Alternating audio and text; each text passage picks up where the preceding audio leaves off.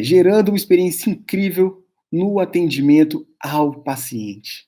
Basicamente, o que vai ser falado hoje vai ser muito sobre linguagem não verbal, que você vai fazer, que linguagem não verbal comunica muito, que vai fazer você se aproximar mais seu paciente sentir que você tem mais empatia por ele realmente sentir essa empatia. E é claro que com isso você vai encantar o seu paciente, ele vai ser seu fã, ele vai gostar mais de você, vai ser melhor no tratamento também, porque quando uma pessoa é mais próxima a você, ela tende a confiar mais e os tratamentos vão tender a ter mais resultado. Isso que a confiança, que a empatia, que a proximidade faz, que a conexão faz.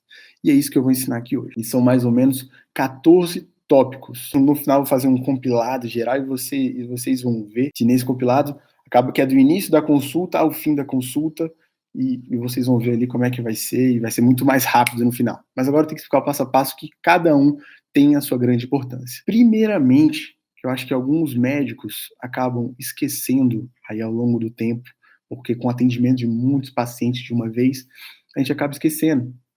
É que você tem que ser feliz e grato pelo seu paciente ter ido se consultar com você.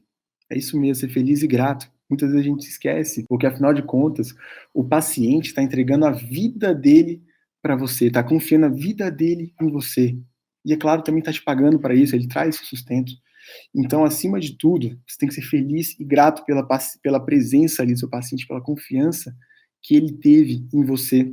E você, tendo essa consciência, indo atender com esse pensamento, esse sentimento, vai fazer a diferença para você fazer os próximos passos que vai agregar na sua vida e vai agregar na vida do seu paciente. E talvez alguma das coisas que eu vou falar hoje você já faça, talvez você não faça, talvez você já faça. E se você fizer, é bom que dá uma refrescada na memória, você já está de parabéns. Mas se não fizer, tenta absorver, porque é tudo baseado em muitos estudos, de livros que médicos, né, estudos dos Estados Unidos que médicos aplicam, e também, é claro, das negociações, negócios em geral, técnicas de vendas que dá para colocar aqui, gerar mais empatia e conexão, que é isso que a gente quer. O resultado final é o paciente sair satisfeito, o paciente sair feliz aí com o tratamento. Então, o primeiro passo é feliz e grato. Isso é muito importante. Segundo passo, agora a gente já vai começar quando o paciente entra no seu consultório. A maneira que é adequada como você deve se apresentar e que vai gerar uma conexão boa com o seu paciente. O paciente vai chegar e você falar: olá, eu sou o doutor Pedro, como vai? Se o paciente for mais velho, fala doutor Pedro, um pouco mais formal mesmo. Mas às vezes, se você quer conectar ainda mais, você pode falar: olá, eu sou o Pedro, como é que vai? Sem o doutor, fala: sou o Pedro. E você se põe ali em igualdade com ele, você se apresenta.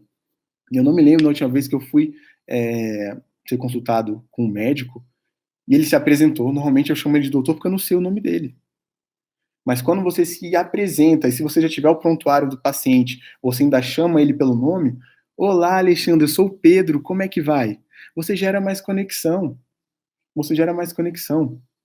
E isso são pequenos detalhes que vão fazer a diferença, o paciente se encantar pelo seu atendimento, o paciente se conectar com você.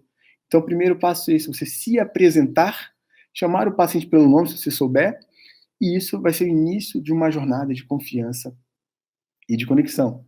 A ideia aqui é trazer conforto para o paciente. Então, se você tem alguma outra ideia de apresentação que gira em torno disso, você trazer conforto e conexão, faça.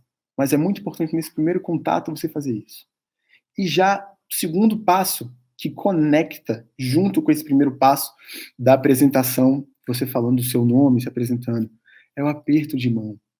O aperto de mão, a técnica, né, que mais uma vez, a linguagem não verbal influencia. A maneira que você aperta a mão de alguém diz muito sobre você. Hoje existem vários tipos de aperto de mão, né, mas tem 3 tipos de aperto de mão que foi qualificado ali. O aperto de mão dominante é quando a palma da sua mão está para baixo e aqui as costas da mão para cima, assim a sua mão por cima da pessoa, do paciente. É um aperto de mão agressivo, que não é indicado, né, não tem sentido você se colocar ali como autoridade com o seu paciente.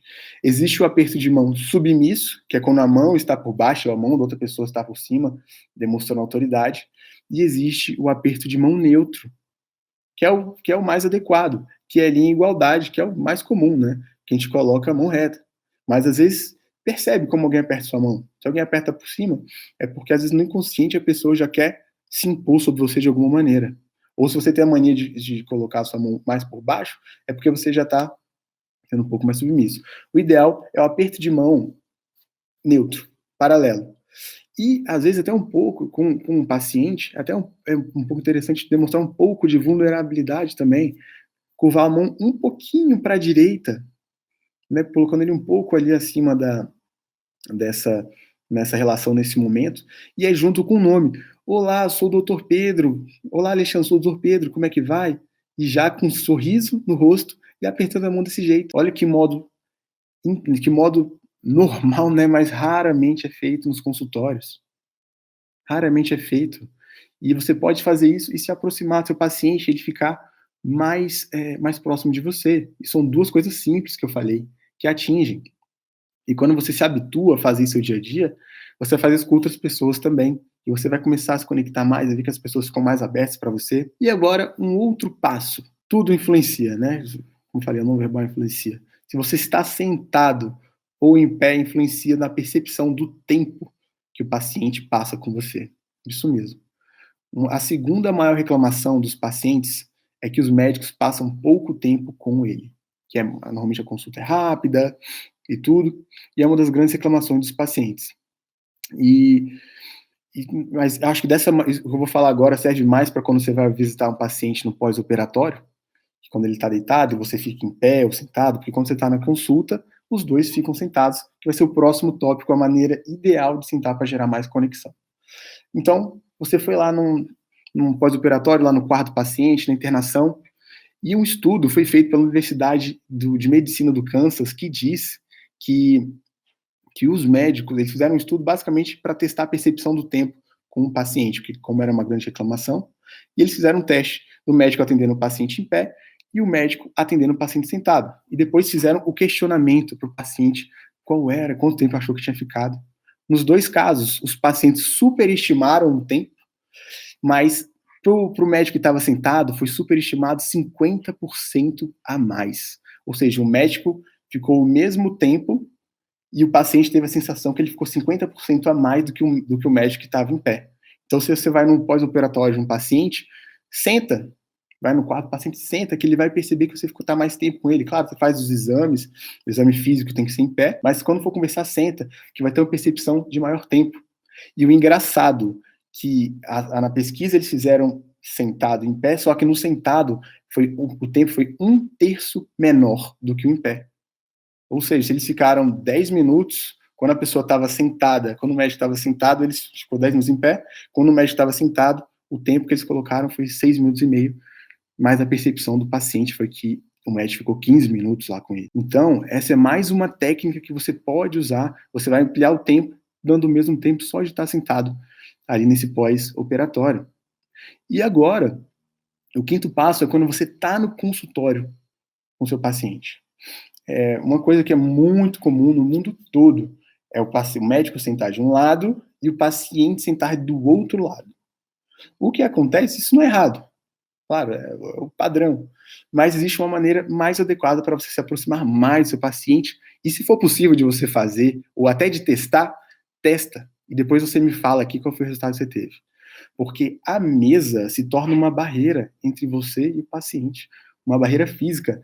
Tem até um nome para isso, vocês terem uma ideia. Se chama posição defensiva competitiva, numa negociação, para você ter uma ideia. Então, se você puder sentar, o ideal é sentar no canto da mesa, onde a mesa está aqui normalmente, né?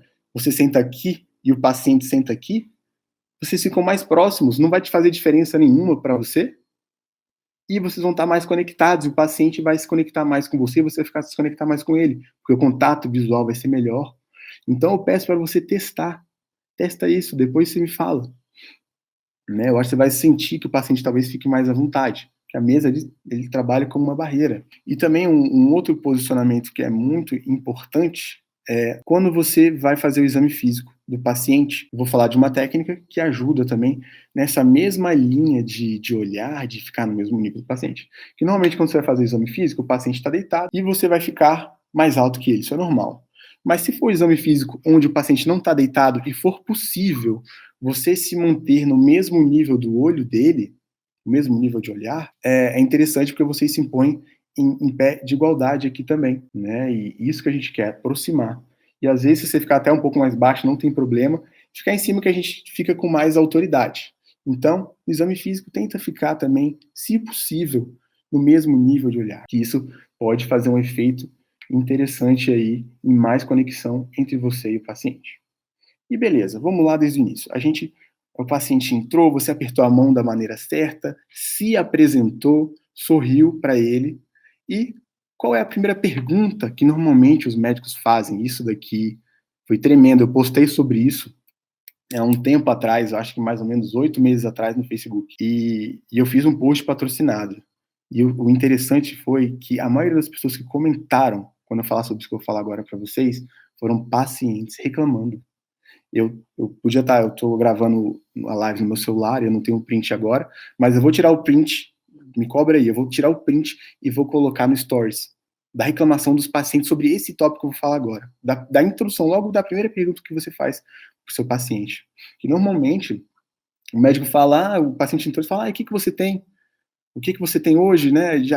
E demonstra uma certa pressa, mas o ideal é, após se apresentar e tudo, é você perguntar para ele assim: como que eu posso te ajudar hoje? Você se pondo à disposição não para a doença, mas sim para a pessoa. Como é que eu posso te ajudar hoje? E se você já conhecia a pessoa previamente, você fala de alguma coisa, né, que gere uma empatia sobre ele, e depois fala, pois é, e Pedro, e como é que eu posso te ajudar hoje? E você gera mais uma conexão, faz ele se sentir mais confortável. E, gente, e quando eu postei isso no Facebook, foi uma enxurrada. Acho que teve mais de 20 comentários de pacientes falando que o médico nem olhava para ela, já perguntava direto da doença. Mas essa pergunta pode mudar o jeito como o seu paciente se sente com você, vai sentir mais à vontade, vai sentir que você está preocupado ali com a pessoa, não somente com a doença, mas curar a pessoa, melhorar ela. E nessa sequência, agora eu falei da segunda principal reclamação, que era o tempo, né, que os pacientes tinham a sensação que as consultas eram muito rápidas, e a primeira reclamação dos pacientes, segundo as pesquisas, é que os pacientes têm a impressão que os médicos não estão ouvindo elas. Por mais que você esteja ouvindo, ela tem a impressão que você não está, porque muitas vezes você está ouvindo, mas você não está mantendo o contato visual com ela. E quando você não mantém o contato visual, a gente acha, por exemplo, se alguém está falando com você e você não está olhando para ela, está olhando para o computador, a pessoa acha que você não está escutando ela.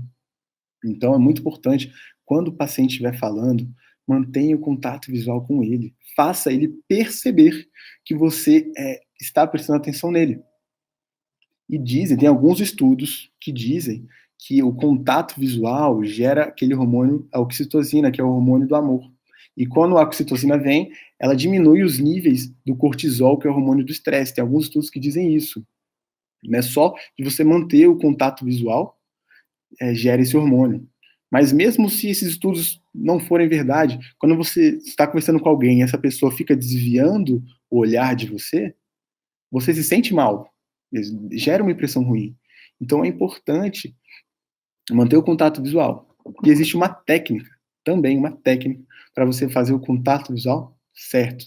Porque não adianta você ficar olhando, né, friamente ali para o seu paciente, né, estaticamente. Existe um termo nos Estados Unidos que se chama social gaze.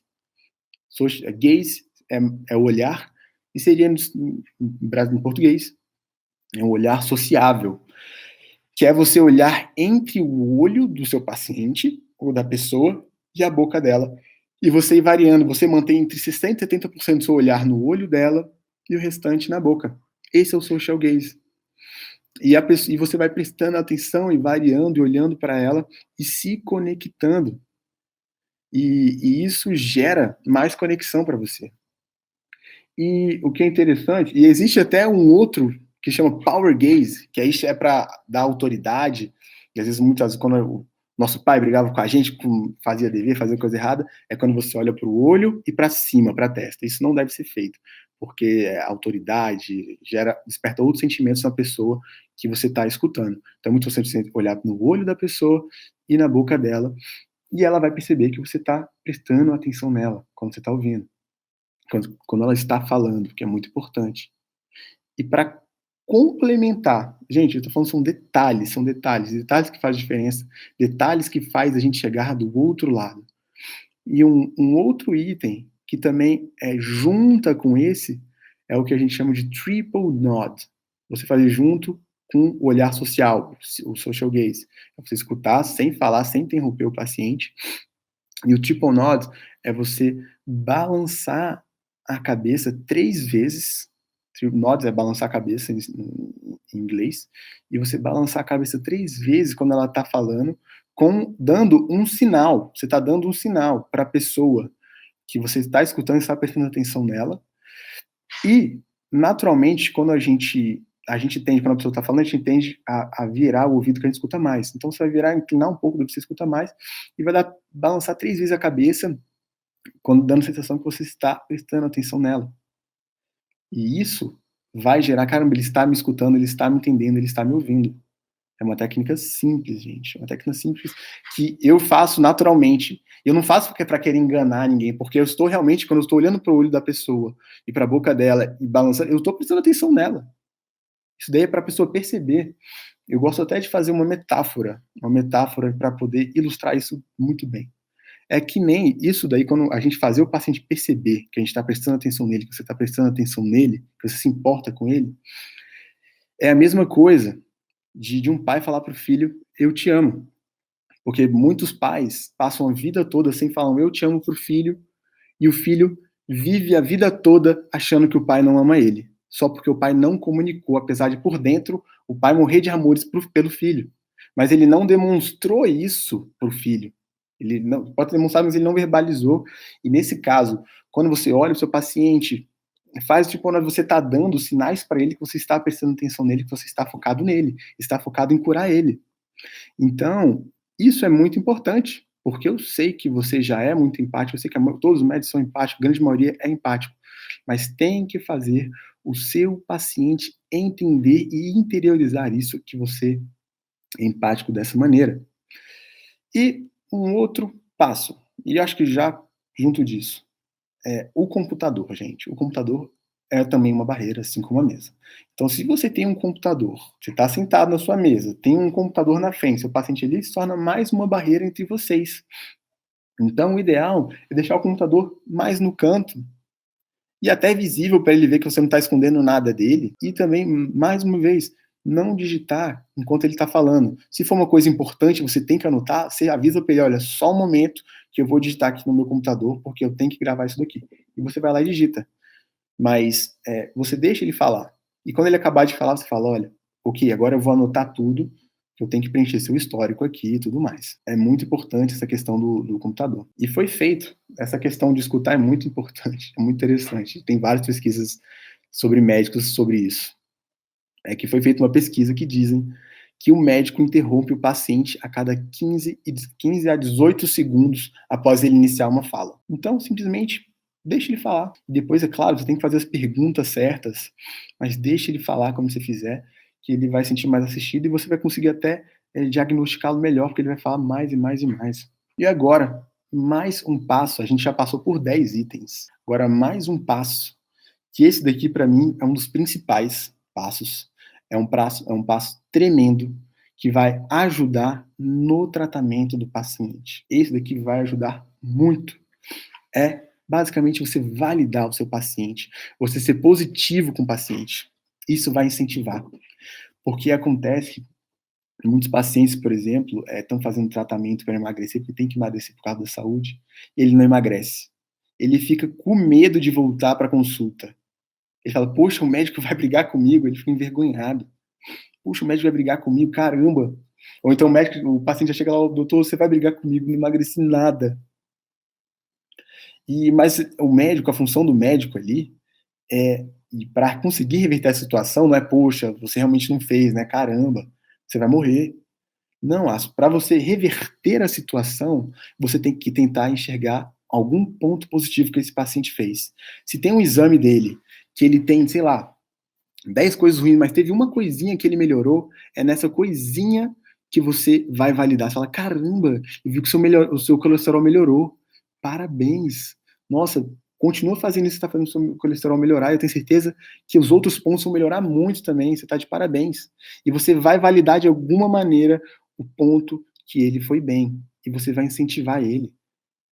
Ou se está em algum tratamento intenso, você vai também buscar validar, caramba, você está indo muito bem no seu tratamento, parabéns. E isso vai incentivar ele a entregar mais resultado, mais do que se você criticar.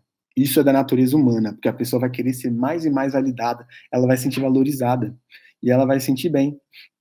Então, isso é um ponto tremendo. Você validar isso daí, e ao final da consulta, se você ainda falar, caramba, eu tô animado para quando você voltar, tenho certeza que você vai ter muito mais resultados. Você ainda validar e incentivar a pessoa a ter mais resultados.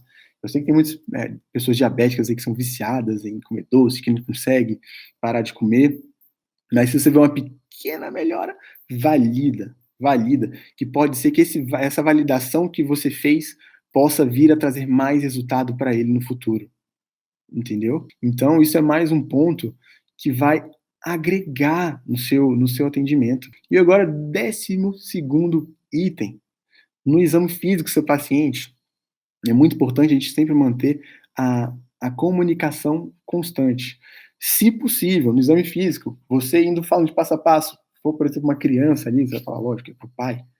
Ah, vi a boquinha aqui, tá tudo bem, o ouvidinho tá tudo bem, o coração tá tudo bem, e claro, se tiver alguma coisa ruim, você vai fazer todo o exame, depois você vai comunicar e fazer todo o procedimento que deve ser feito.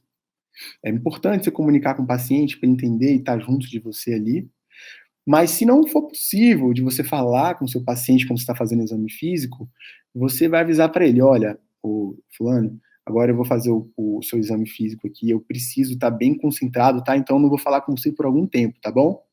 E você vai avisar ele sobre isso. E ele vai ficar ciente, você vai fazer ali com todo cuidado, mas você já avisou ele que você vai fazer, que você vai ficar calado, que você vai estar lá fazendo seu exame físico e vai estar tudo bem. Então é importante você comunicar esses 2 itens. E agora, o último passo, você fez tudo de bom, eu vou repassar agora. Você foi lá, seu paciente chegou no seu consultório, você falou: "Olá, sou o doutor Pedro", sorrindo. "Olá, sou o doutor Pedro, como é que vai, Alexandre?" E aperta a mão dele na posição neutra, um pouquinho mais virado para o lado, e você senta no canto da mesa, prestando atenção ali mais próximo do seu paciente, e olha no olho dele enquanto ele fala, você não interrompe ele, e você dá sinais que você escuta e está prestando atenção nele, né, com triple nod, balançando, contato visual, social gaze, 60% olhando para o olho, o restante para a boca, e você dá sinais que você está prestando atenção nele, você não interrompe ele, e você deixa ele falar, e você valida o seu paciente na sua consulta, durante a consulta, você valida o que ele está fazendo de certo, e também, às vezes, por exemplo, se ele não emagreceu, você fala, caramba, isso aqui é muito difícil, mas você vai conseguir, você vai fazer, você vai validar, você vai incentivar o seu paciente. No exame físico, você vai falar do passo a passo, seu ouvidinho tá bom, né, no pediatra, por exemplo. E no segundo passo, e se você não puder falar, você fala, olha, eu vou ter que me concentrar aqui, eu vou ter que ficar calado por um tempo. E para finalizar a consulta, você vai dar um tchau caloroso para ele. Não dá tchau, tá, até a próxima. Não, você vai apertar a mão dele, se é a pessoa mais próxima, você vai abraçar ele, vai dar um sorriso. E você vai deixar uma boa atmosfera no ar, uma atmosfera que ali com você ele tem um ambiente seguro. Ali com você ele vai poder retornar, ele vai poder contar com você. E é muito importante você deixar essa impressão para ele. E você fecha com chave de ouro o seu atendimento. Você tratou ele super bem, você demonstrou uma empatia extrema, muito difícil de a gente encontrar em qualquer lugar, aí, em qualquer atendimento.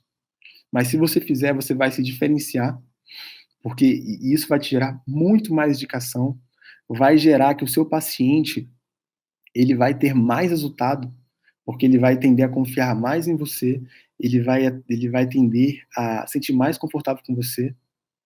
Isso só gera coisas boas.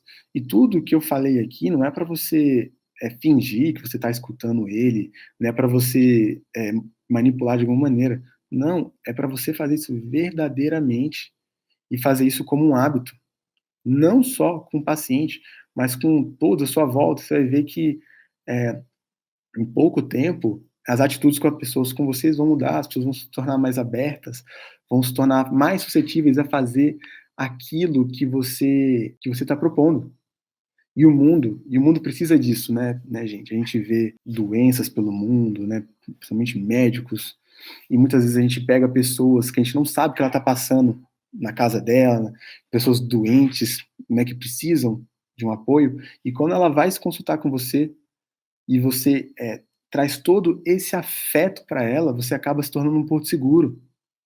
Você se torna, além de salvar a vida dele ali com o seu tratamento, você se torna uma pessoa mais empática e mais ativa confiança. Deixa eu dar uma olhada, o doutor Alan perguntou, Pedro, quando o paciente prolonga demais a conversa, tem alguma forma melhor de encerrar o assunto sem atrapalhar na empatia? Olha, às vezes isso acontece mesmo. Pode ter certeza que esse paciente, se você deixar ele falar, ele vai ser o seu melhor amigo, ele vai te amar. Isso acontece bastante. É assim, tenta não interromper, mas você vê que ele está se prolongando demais. Você fala, olha, me desculpa, mas eu vou ter que passar para a próxima consulta, não posso deixar os outros pacientes esperando. Mas, claro, se não tiver nada a ver com a parte do tratamento, da doença, você interrompe ele. Mas se tiver a ver, você tem que escutar, né? Que pode ser alguma dúvida, alguma coisa nesse sentido. Mas se não for, vai chegar um momento que você tem que cortar. Mas se você não cortar, se tiver essa possibilidade, ele vai ser o seu maior fã. Tem até uma história de um livro que o médico conta isso, que foi uma mulher, uma chamada Rose, até contar essa história que eu achei muito interessante, que é o seguinte, ele fala que entrou uma paciente entrou e ela não parou de falar, falou o tempo todo, né, durante a consulta e tal, e o médico já tinha todo esse conhecimento, escutou muito bem ela, e ele não acabou não interrompendo, mas ela virou a melhor propagadora ali, propaganda, trouxe mais outras pessoas, várias pessoas para se consultar com ele. Mas é claro que você não pode também atrapalhar os outros pacientes que vêm na sequência. Então, se você vê que está se prolongando muito, você corta de uma maneira educada.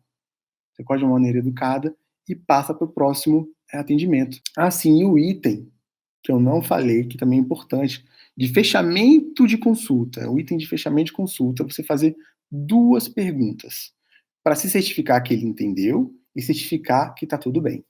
Primeira pergunta que você pode fazer: e o nosso plano de tratamento, Pedro, pareceu bom para você? Existe alguma dúvida ou questionamento que eu posso responder antes da gente finalizar? Essas perguntas podem servir até como um fechamento. Como você fala, existe alguma dúvida, um questionamento que eu possa responder antes da gente finalizar a nossa consulta? Porque aí a pessoa já vai saber que tem que encerrar, né? Você escutou ela e tudo, mas tem que passar para o próximo. E quando você faz essas 2 perguntas, na grande maioria das vezes, se você explicou muito bem, não vai ter pergunta nenhuma, e a pessoa vai ver que você quer certificar que está tudo bem, e encerra a consulta. E se a pessoa tiver alguma dúvida, normalmente alguma dúvida pontual ali, mas é muito importante. E você fecha com chave de ouro. E ele vai ter mais uma vez a certeza que você está comprometido com o sucesso do tratamento dele, que você está comprometido com a pessoa. E vamos dar um pouco mais de amor nesse mundo que precisa. Dar uma luz aí para os nossos pacientes, para os pacientes de vocês, que eles precisam, eles contam com vocês. E se cada um de nós pode ser luz na vida de uma outra pessoa, esse mundo ele fica iluminado.